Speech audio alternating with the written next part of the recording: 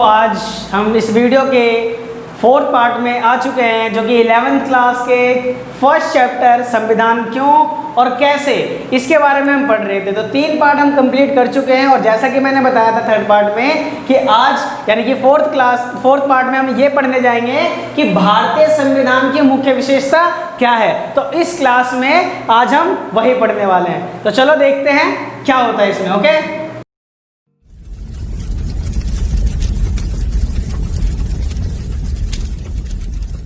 तो जैसा मैं पिछले पार्ट में बताया था, तीसरे पार्ट में, कि हम फोर्थ पार्ट में डिस्कस करने वाले हैं भारतीय संविधान की मुख्य विशेषता। तो आज हम वही डिस्कस करेंगे।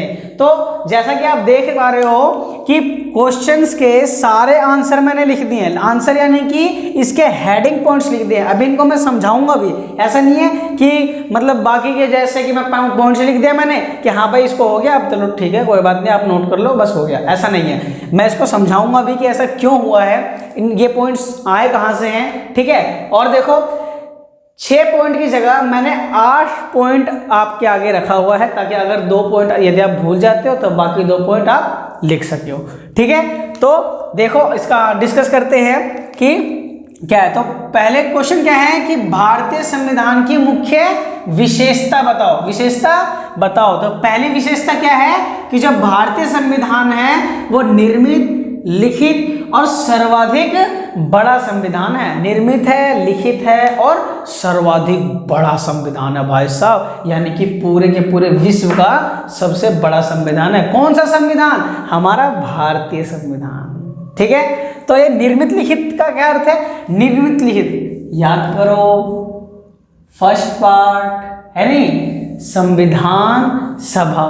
सेकंड पार्ट दूसरे देशों से लिया गया है। तीसरा पार्ट संविधान का निर्माण। तो संविधान का निर्माण एक संविधान सभा द्वारा बैठ करके आराम से, उसमें संविधान सभा में मेंबर्स बैठ के आराम से बनाए हैं। किसको? हमारे भारतीय संविधान को। क्लियर है? तो निर्माण किया है। किसका निर्माण किया है? संविधान का। अब लिखित क्या है? तो जब भी हम किसी से पूछते हैं भारतीय संविधान क्या है, कह रहा मेरे से बैठेगा क्या? भारतीय संविधान एक लिखित दस्तावेज है। समझ में आ गई बात? तो भाई साहब वो दस्तावेज ही है। दस्तावेज क्या होते हैं? जिसपे हम लिखते हैं। समझ में आ गई ना बात? तो लिखित है। जो हमारा भारतीय संविधान है वो निर्मित है, लिखित है, सर्वाधिक बड़ा संविधान है। विभिन्न देशों से हमने संविधान लिया है, अपना नियम कानून लिए हैं। तो और नियम कानून जब हम बहुत सारे देशों से लिए तो ऑब्वियस बात है कि कानून भी बहुत ज्यादा हमने लिया होगा। तो इसीलिए जो हमारा देश का संविधान है वो सर्वाधिक बड़ा संविधान है। 1 नंबर में भी क्वेश्चन आ सकता है कि भारतीय संविधान की मुख्य विशेषता बताओ। भारतीय संविधान की मुख्य विशेषता बताओ। तो आप क्या लिखोगे कि जो हमारा भारतीय संविधान है वो विश्व का सबसे बड़ा संविधान है। क्लियर है ना? हाँ, चलो नेक्स्ट पॉइंट क्या है? नेक्स्ट पॉइंट है सर्वप्रभुत्व संपन्न समाजवादी गणराज्य की स्थापना। तो इनका अर्थ ही बताना है, सिर्फ हेडिंग नहीं लिखना है, इनका अर्थ ही बताना है। तो सर्वप्रभुत्व संपन्न का अर्थ क्या है? सर्वप्रभुत्व संपन्न का अर्थ है कि भाई हमारे जो देश के सरकार है, जो हमारे देश के जो गवर्नमेंट है वो अपने आंतरिक मामलों के साथ साथ, क्या बोला मैंने? अपने आंतरिक मामलों के साथ साथ बाहरी मामलों पर भी फैसले ले सकें, उन्हें क्या कहा जाता है? सर्वप्रभुत्व संपन्न कहा जाता है। यानी कि देश के अंदर के फैसले तो ले ही ले रहे हैं, देश के बाहरी फैसलों को भी वो ले रहे हैं, उसे क्या कहते हैं? सर्वप्रभुत्व संपन्न। अब समाजवादी का अर्थ क्या है? समाजवादी का अर्थ ये है कि जो भी गवर्नमेंट हो, जो भी गवर्नमेंट हो, चाहे वो कोई सी भी योजना चलाती हो, चाहे वो कोई सी भी योजना चलाती हो, वो सभी समाज के लोगों के हित में रख करके वो योजना चलाएंगी। क्लियर है? और पिछड़े वर्ग के लोगों के लिए उनको थोड़ा उत्साह के लिए, मतलब कि विकास करने के लिए उनका ध्यान भी रखेगी कि नहीं भाई हमारे पास एक ऐसा समाज भी है जो कि पिछड़ा हुआ है, उनका भी ध्यान रखना है, तभी तो बनेगा समाजवादी, तभी तो बनेगा समाजवादी। क्लियर है ना? नेक्स्ट है गणराज्य। तो गणराज्य का क्या अर्थ है? ऐसा राज्य, ऐसा राष्ट्र, ऐसा देश जहां पे केवल केवल एक ही राष्ट्रपति हो, 2 राष्ट्रपति नहीं हो और उनका चुनाव भी कराया जाए, उसे कहते हैं गणराज्य। तो सर्वप्रभुत्व संपन्न समाजवादी गणराज्य की स्थापना हमने किया है। तो भारतीय संविधान की मुख्य विशेषता यह भी है कि जो संविधान है हमारा सर्वप्रभुत्व संपन्न और समाजवादी राज्य की स्थापना करता है, जिसमें आपको ये अर्थ बताना है, समाजवादी गणराज्य का अर्थ बताना है। बस ये पॉइंट क्लियर। थर्ड पॉइंट पे आते हैं। तो थर्ड पॉइंट हमारे पास क्या है? एकल नागरिकता। क्या है? एकल नागरिकता। भाई साहब कहाँ जाओगे, कहाँ जाओगे, सच्ची बताना कहाँ जाओगे? सेकंड पार्ट में जाना है। कहाँ जाना है? सेकंड पार्ट में। लिंक डिस्क्रिप्शन में है, तुरंत जाओ और इस वीडियो को देख करके आओ, तुरंत तुम्हें क्या समझ में आएगा? एकल नागरिकता। यहाँ पे भी मैं तुम्हें बता दूं कि चाहे आप देश के, इंडिया के किसी भी कोने में रहते हो, आप कहाँ के नागरिक कहलाओगे? आप भारत के नागरिक कहलाओगे, क्योंकि इंडिया के अंदर कंट्री की और स्टेट की अलग अलग नागरिकता नहीं दी जाती है, सिर्फ एक ही नागरिकता दी जाती है, वो है केवल देश की। क्लियर है? आप सेकंड पार्ट में जाओगे, वहां पे ज्यादा अच्छे से समझ में आएगा। नेक्स्ट है हमारे पास सार्वभौमिक वयस्क मताधिकार। सार्वभौमिक वयस्क मताधिकार, यानी कि वयस्क मतलब क्या होता है? वयस्क मतलब होता है जवान। ठीक है, कहाँ देखो यहाँ, वयस्क मतलब क्या होता है? जवान। समझ में आ रही है बात? वयस्क मतलब क्या होता है? जवान। जवान हो जाते हैं, बच्चे कहते हैं पापा अब तो मेरे को गाड़ी का लाइसेंस चाहिए, मेरे को गाड़ी चलाने जानी है। समझ में आ गई बात? कब? जब आप 18 साल के हो जाते हो। जब आप 18 साल के हो जाते हो तो पापा कह रहे बेटा खाली ड्राइविंग लाइसेंस से बनाओगे? नहीं, आपको अब वोट देने भी जाना पड़ेगा। तो मत मतलब क्या होता है? मत मतलब होता है वोट। क्या होता है मत मतलब? वोट। सार्वभौमिक, वे सभी जो भारत के भूगोल पर रहते हैं नागरिक, सार्वभौमिक वयस्क, जो कि जवान हैं, जो कि 18 वर्ष से ऊपर हैं और 18 वर्ष के हैं, उनको मताधिकार है, यानी कि मत डालने का अधिकार है, वोट देने का अधिकार है। क्लियर है?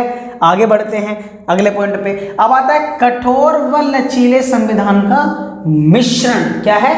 मिश्रण है। ये देखो, कठोर क्या होती है? कठोर एक प्रक्रिया है। क्या है? प्रक्रिया है। और लचीला क्या है? लचीला भी एक प्रक्रिया है। समझ में आ रही है बात? तो कठोर प्रक्रिया और लचीली प्रक्रिया का क्या है? दोनों का मिश्रण है। दोनों का मिश्रण है। क्या मिश्रण है? हमारा भारतीय संविधान है। क्या है?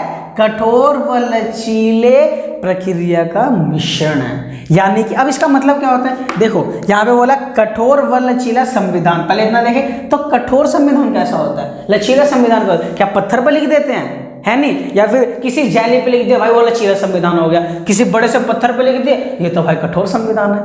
नहीं, बिल्कुल नहीं, बिल्कुल नहीं। तो यहाँ पे क्या है? कठोर संविधान का अर्थ क्या है? कठोर संविधान का ऐसा अर्थ है, देखो प्रक्रिया की बात हो रही है, जहां पे क्या बोला मैंने? जहां पे किसी कानून को बनाने के लिए कठोर प्रक्रिया अपनाई जाए। कौन सी प्रक्रिया अपनाई जाए? कठोर प्रक्रिया अपनाई जाए, उसी संविधान को कहा जाता है कठोर संविधान। क्लियर है ना? अब अगला देखते हैं। ठीक है, लचीला संविधान तो ऐसा संविधान जिसको कानून बनाने के लिए लचीली प्रक्रिया अपनाई जाए, यानी कि आराम से चेंज हो सकता है। ज्यादा कठोर प्रक्रिया ये नहीं कि उससे भी साइन लेना है, उससे भी साइन लेना है, इससे भी साइन लेना है, इतनी ज्यादा कठोर प्रक्रिया नहीं अपनानी होती है। ठीक है, आराम से चेंज हो सकता है। क्लियर है? उसे कहते हैं लचीला संविधान। और हमारा जो संविधान है, इन दोनों का क्या है? मिश्रण है। इन दोनों का क्या है? मिश्रण है। यानी कि हमारे संविधान के अंदर कुछ कानून ऐसे हैं जिनको चेंज करने के लिए और जिनको बनाने के लिए, देखो चेंज करना भी है, ठीक है, जिनको चेंज करने के लिए और बनाने के लिए कठोर प्रक्रिया अपनाई जाती है। और कितने कानून ऐसे हैं जिनको बनाने के लिए और चेंज करने के लिए लचीली प्रक्रिया का इस्तेमाल किया जाता है। इसीलिए बोला गया कि जो भारतीय संविधान है वो कठोर और लचीले संविधान का मिश्रण है। क्लियर है ना? तो नेक्स्ट पॉइंट पे चलते हैं। नेक्स्ट पॉइंट क्या है? मौलिक अधिकार की व्यवस्था करना।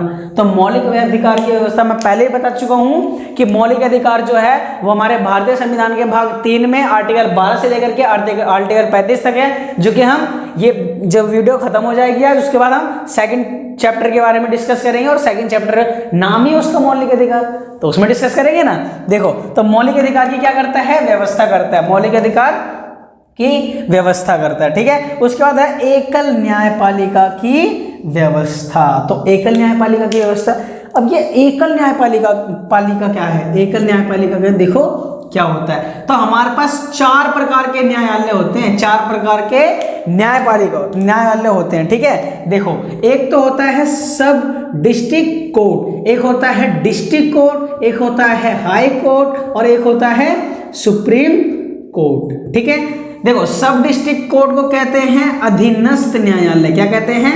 अधीनस्थ न्यायालय, ठीक है। और डिस्ट्रिक्ट कोर्ट को कहते हैं जिला न्यायालय। और हाई कोर्ट को क्या कहते हैं? हाई कोर्ट को कहते हैं, देखो, हाई कोर्ट को कहते हैं भाई उच्च न्यायालय। क्या कहते हैं? उच्च न्यायालय। और सुप्रीम कोर्ट को क्या कहते हैं? सुप्रीम कोर्ट को कहते हैं सर्वोच्चतम न्यायालय, यानी कि सर्वोच्च न्यायालय, ठीक है। और सुप्रीम कोर्ट को एक और नाम से जाना जाता है जिसे हम कहते हैं उच्चतम न्यायालय। क्या कहते हैं? उच्चतम न्यायालय। क्लियर है ना? तो अब ये एकल न्यायपालिका, मतलब एकल न्यायपालिका कैसे हो गई भाई साहब? समझने वाली बात है ना। तो एकल न्यायपालिका इसलिए हो गई क्योंकि ये ना एक कड़ी से बंधे हुए हैं, एक कड़ी से बंधे हुए हैं। चैन जानते हो ना, ऐसे साइकिल में चैन होती है तो उनके अंदर छोटी छोटी कड़ियां होती है जो कि जोड़ जोड़ के मिल के क्या करता है? पूरा एक चैन बनाता है। तो एक चैन होता है, वो क्या होता है? कड़ी तो बहुत सारी है ना, लेकिन चैन तो हम एक ही बोलेंगे। क्लियर है ना बात? तो इसीलिए बोला जाता है एकल न्यायपालिका, यानी कि ये सभी न्यायालय एक ही सूत्र में बंधे हुए हैं, एक ही चैन में बंधे हुए हैं, इसीलिए क्या बोला गया? एकल न्यायपालिका की व्यवस्था। यदि सुप्रीम कोर्ट ने फैसला सुना दिया तो नीचे के सभी अदालतों को माननी पड़ती है। क्लियर है भाई? पक्का? यदि आपको डाउट होता है किसी भी पॉइंट्स में, इनमें से किसी भी पॉइंट्स में, या फिर जो भी मैंने 3 पार्ट्स बनाया उनमें से किसी भी पॉइंट्स में आपको डाउट होता है, आप कमेंट करें, मैं आपके नेक्स्ट वीडियो में आपके डाउट को जरूर क्लियर करूंगा। तो नेक्स्ट हमारा क्या है? धर्मनिरपेक्ष राज्य की स्थापना करना, धर्मनिरपेक्ष राज्य की स्थापना करना, ठीक है। तो हमारा संविधान कहता है, कौन कहता है? संविधान कहता है कि जो हमारा राज्य होगा वो किसी भी धर्म के पक्ष में नहीं होगा। हमारा जो संविधान है वो किसी धर्म को बढ़ावा या किसी धर्म को नीचा नहीं दिखाएगा। हमारा देश क्या है? हमारा देश धर्मनिरपेक्ष है, किसी भी धर्म के पक्ष में नहीं है, क्योंकि हमारा देश में अनेक धर्म है, एक धर्म नहीं है, अनेक धर्म है। क्लियर है ना? पक्का? ठीक है। तो इसके बाद एक नेक्स्ट क्वेश्चन क्या पूछ लिया जाता है? नेक्स्ट क्वेश्चन ये पूछते हैं कि भारत में एक सफल संविधान है परंतु नेपाल में नहीं है, क्यों?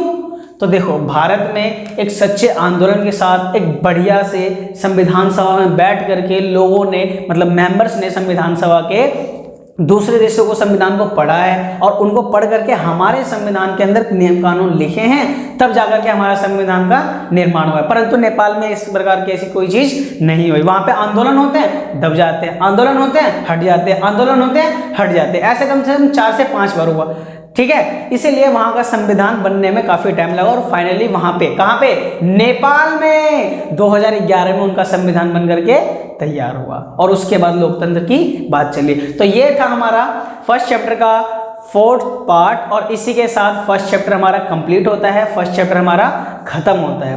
क्लियर है? तो मिलते हैं नेक्स्ट वीडियो में इस 11th क्लास के पॉलिटिकल साइंस के चैप्टर 2 मौलिक अधिकार के साथ, ठीक है। थैंक यू सो मच पूरा वीडियो देखने के लिए। Okay, bye.